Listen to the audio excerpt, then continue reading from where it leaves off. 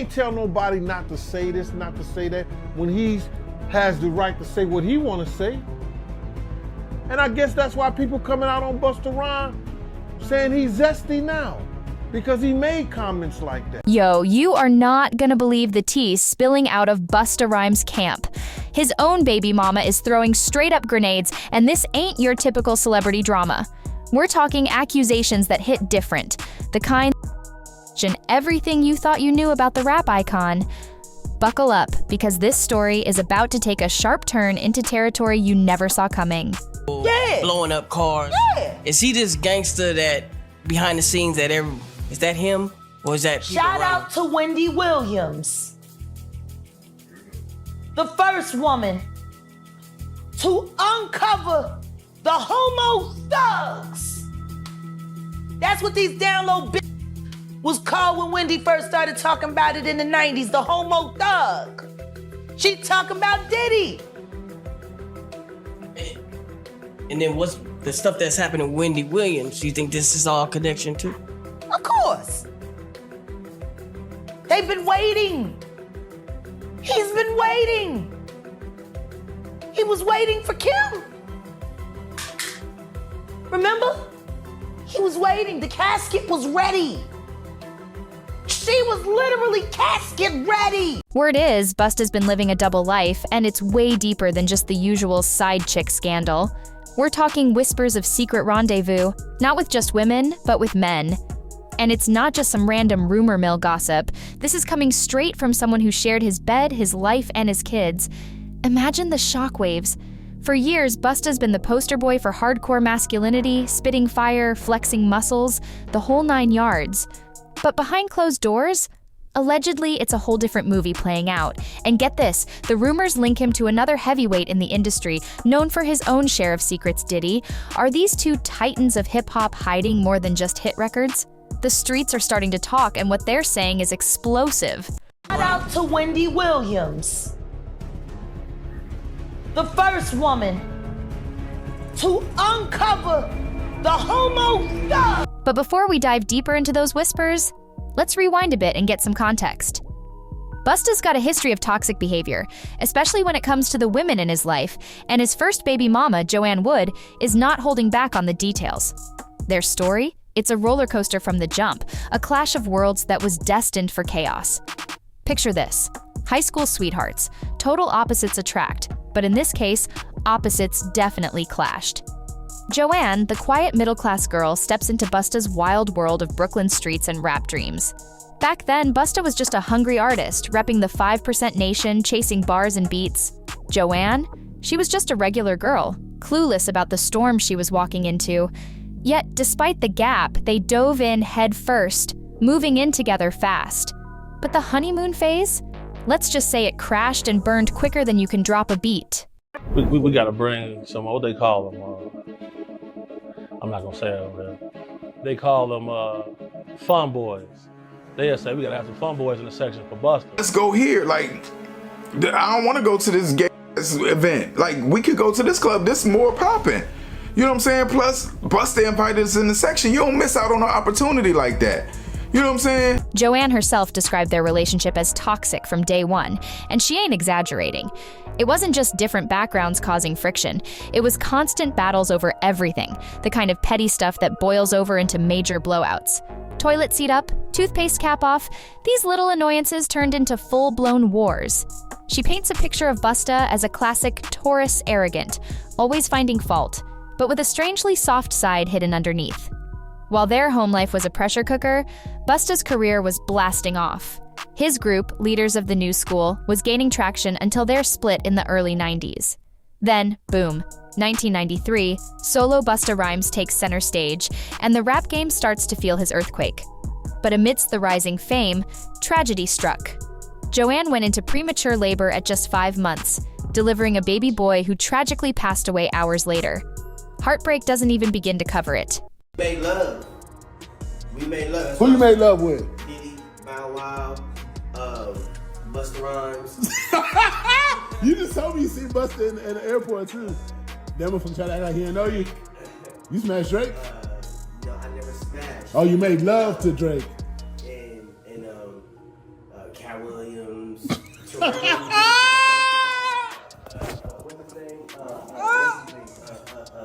Bro, you smashing a lot of people.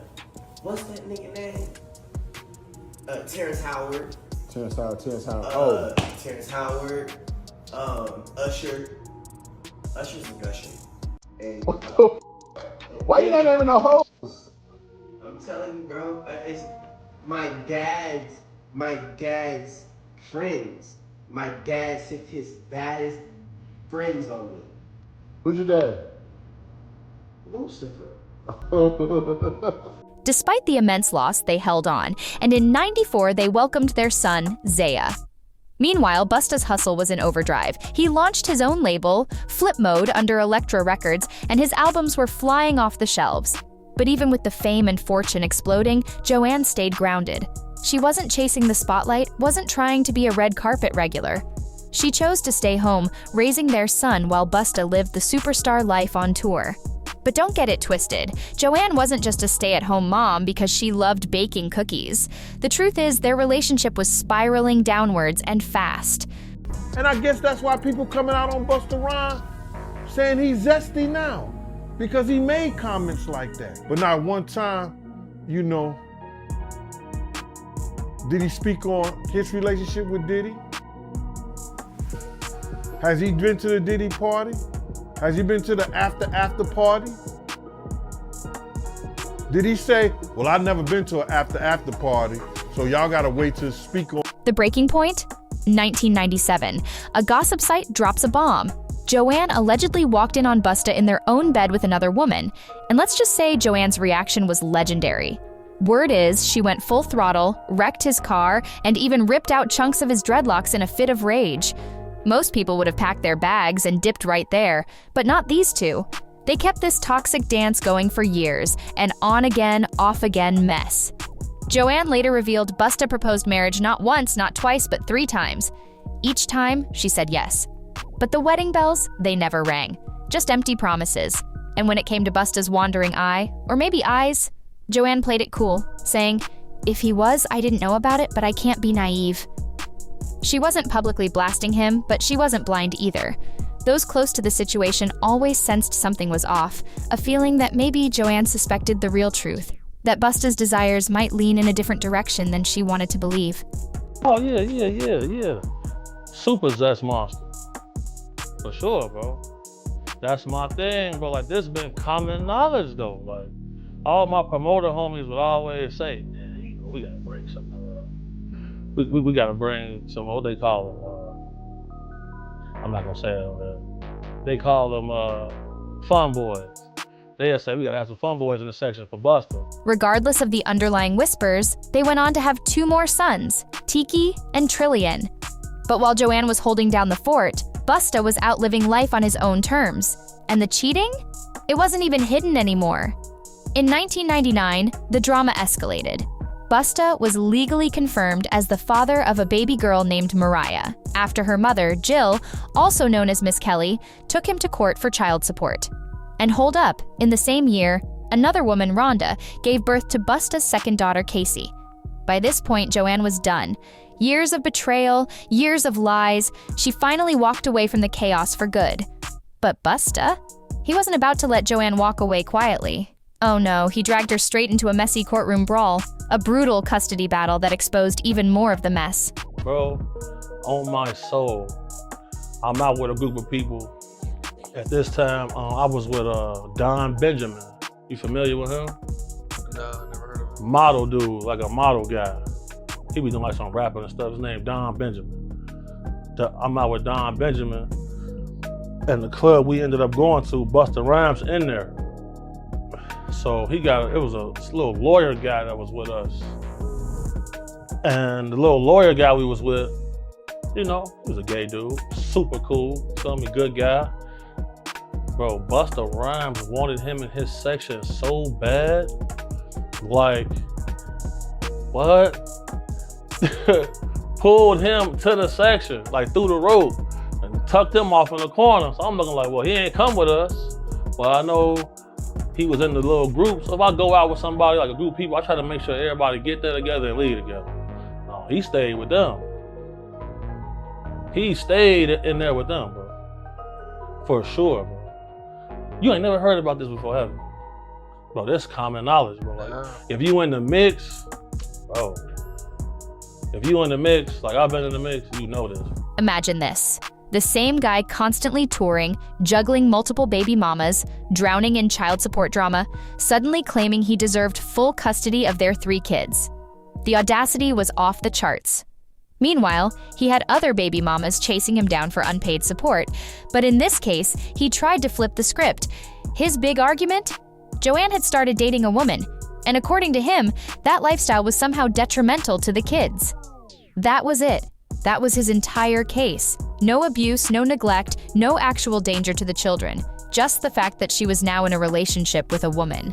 He even went as far as alleging one of their sons walked in on Joanne and her girlfriend being intimate. But Joanne's lawyer clapped back with the obvious question, where else are they supposed to be intimate if not in the bedroom? Where's the logic? Yet somehow, the court sided with Busta. They granted him full custody, limiting Joanne to visitation twice a week and every other weekend. And here's the kicker. Busta wasn't even planning to raise the kids himself. He was always on the road, chasing fame. So where did the kids end up? Living with his mom in New York. You notice, like, there's countless videos of Busta Rhymes getting mad at females for just being girls. This girl touched him one time, he go crazy, throw a drink on her and everything. See what I'm saying? Like, what? Why you getting mad at females? You go to these guys, they in the club, go to their section. It's all men in the section. That ain't weird to nobody. I'm going to the bar, sorry. Joanne was devastated. It felt like the whole custody battle wasn't about the children's best interests, but pure spite. Busta couldn't handle her leaving him and choosing to live openly with a woman, so he used their kids as pawns in a personal war. And at the end of it all, the real question lingered. Why fight so hard for full custody just to hand the kids off to someone else? Joanne kept it real. She acknowledged Busta could be a great dad when he actually engaged with his kids. And yes, they could agree on some things, but she made it crystal clear. This ain't about co-parenting. This is your ego talking. You're not hurting me, you're hurting the kids, period. And the situation only devolved from there. Joanne revealed Busta's mom was trash-talking her in front of the kids. She recounted, "My kids can quote her word for word, especially my oldest. She calls me a gold digger, money hungry, a whole lot more. I'm a lesbian B, I'm worthless. Everything under the sun." That's real damage, especially when kids are old enough to understand and internalize it. Then while Busta was doing press for his 7th album, The Big Bang, he decided to publicly attack Joanne on a New York radio station. He declared, "No more child support check for you, worthless baby mother. Like, how can you publicly trash the mother of your children like that?" It was a new low, even for him. I'm walking, New York City, going to a club. It was Halloween weekend, everybody was out. And it was this party we was going to, me, my boy, and his friend that had came in from Detroit.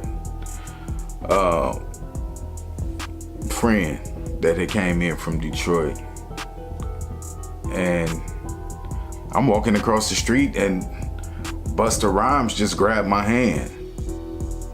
And he holding my hand. Now I ain't know it was Busta at first. Busta Rhymes tall.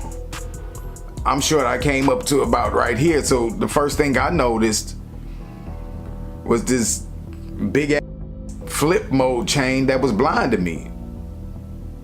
So I look at the chain and I look up, I'm like, "Oh, what's up, Busta? What's up?" By this point, Joanne had reached her breaking point. She wasn't going to let Busta drag her through the mud while he was sitting on a vault of secrets himself.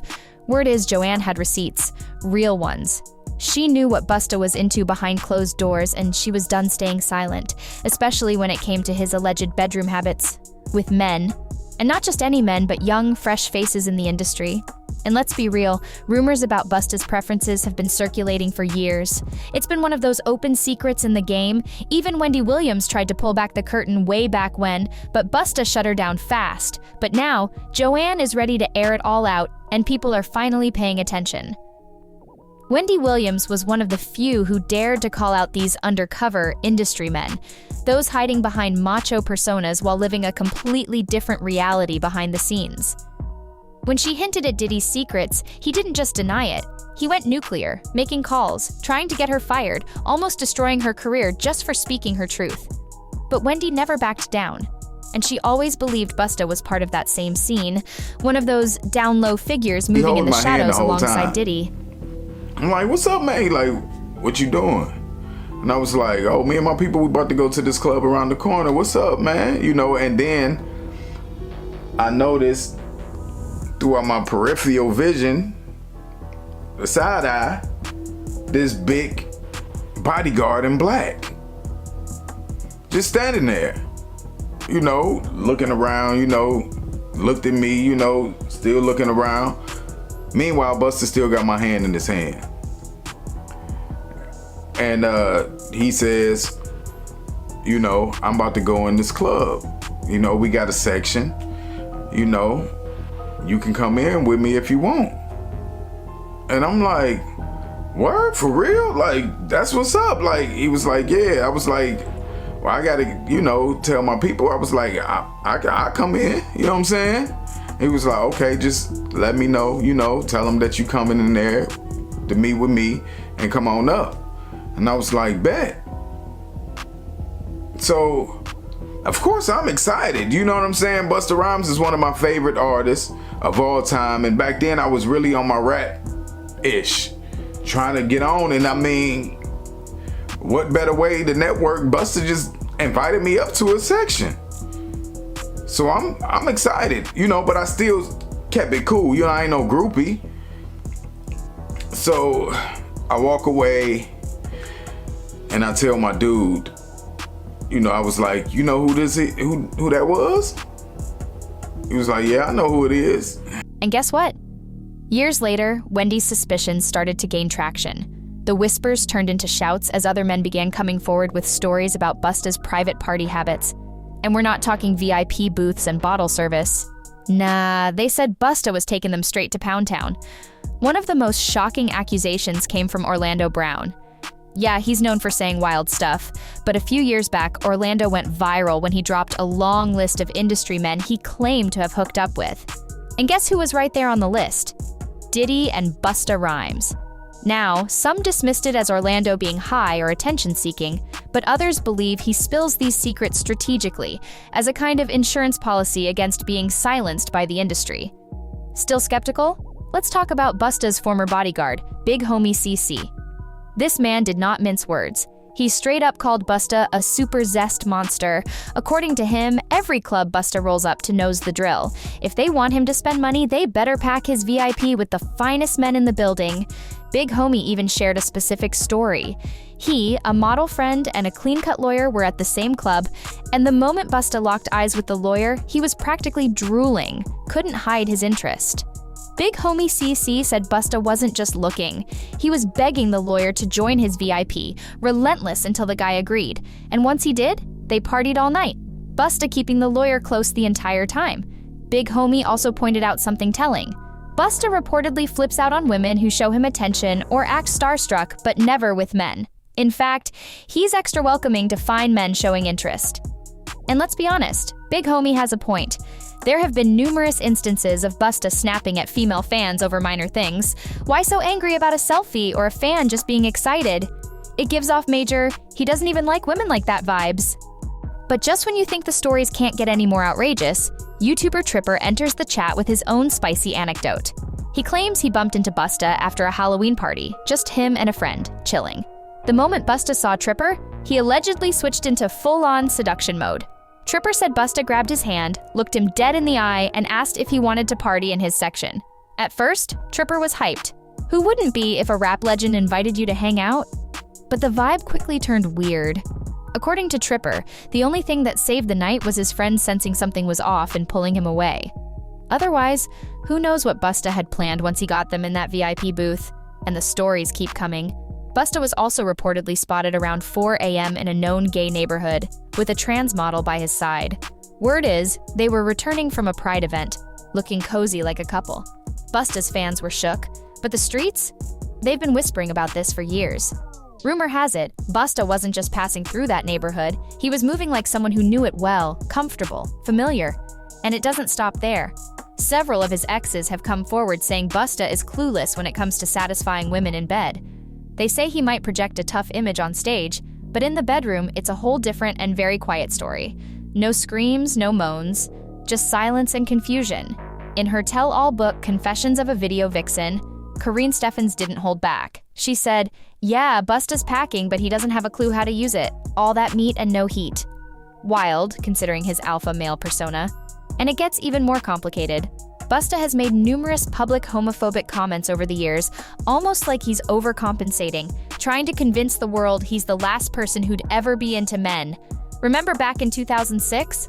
A fan tried to show him love, tapped him on the shoulder to say congrats, and Busta reportedly flipped out, yelling slurs, even shouting, "I hate FGs." Then in 2007, when directly asked about homophobia, Busta didn't hesitate. He said he supported it, blaming it on cultural beliefs. And when pressed on whether hip-hop would ever welcome a gay rapper, he didn't answer, just got up and walked out. At this point, Busta's closet is looking more like glass than wood, and with artists like Lil Nas X living openly and freely, Busta's whole act is aging terribly. It's not just the rumors, it's the extreme lengths he allegedly goes to hide what might be his real truth.